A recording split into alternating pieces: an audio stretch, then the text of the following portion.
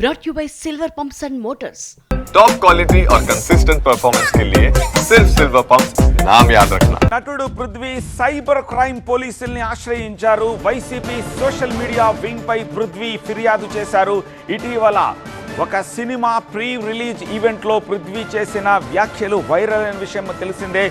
Phone calls తోటి తనను వేధిస్తున్నారంటూ Prithvi cyber crime పోలీసులకు ఫిర్యాదు చేసి బయటకు వస్తా ఉన్న విజువల్స్ని చూస్తున్నాం. వైసీపీకి సంబంధించిన కొద్ది మంది తనపై మాట్లాడుతున్నారని, అలాగే తనను బెదిరిస్తున్నారని పృథ్వీ కంప్లైంట్ చేశాడు. ఫోన్ కాల్స్ తోటి వేధిస్తున్నారని పృథ్వీ ఈ కంప్లైంట్లో చెప్పారు.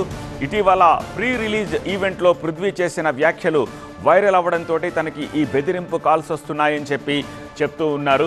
సో ఈ నేపథ్యంలో సైబర్ క్రైమ్ పోలీసులను ఆశ్రయించాడు నటుడు పృథ్వీ. దీనికి సంబంధించిన మరింత సమాచారం మా ప్రతినిధి రంజిత్ని అడిగి తెలుసుకుందాం. రంజిత్, ఏమని కంప్లైంట్ చేశారు?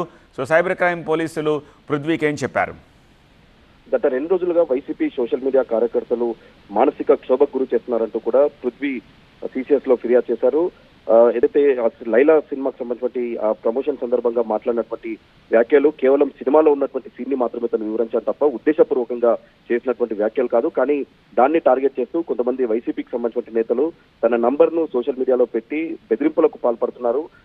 కొన్ని ఆధారాలతో సహా తను ఫిర్యాదు చేశాను, వాయిస్ రికార్డ్స్ తో సహా తనను ఎవరైతే బెదిరింపులకు పాల్పడుతున్నారో వారిపైన ఫిర్యాదు చేశాను అన్నటువంటి విషయాన్ని పృథ్వీ చెప్తున్నారు. తను ఉద్దేశపూర్వకంగా ఎవరిపైన విమర్శలు చేయలేదు, కానీ తనకు కాల్ చేసి బెదిరిస్తున్నారు. ఇదంతా కూడా ఒక ఉద్దేశపూర్వకంగా జరుగుతుందన్నటువంటి విషయాన్ని కూడా పృథ్వీ చెప్తున్నారు. దాదాపు ఈ మొత్తం 22 మంది ఎవరైతే తనను టార్గెట్ చేసి సోషల్ మీడియాలో పోస్టులు చేయడంతో పాటు కాల్ చేసి బెదిరిస్తున్నారో వారికి సంబంధించిన ఆధారాలతో సహా తను ఫిర్యాదు చేశానన్నటువంటి విషయాన్ని పృథ్వీ చెప్తున్నారు.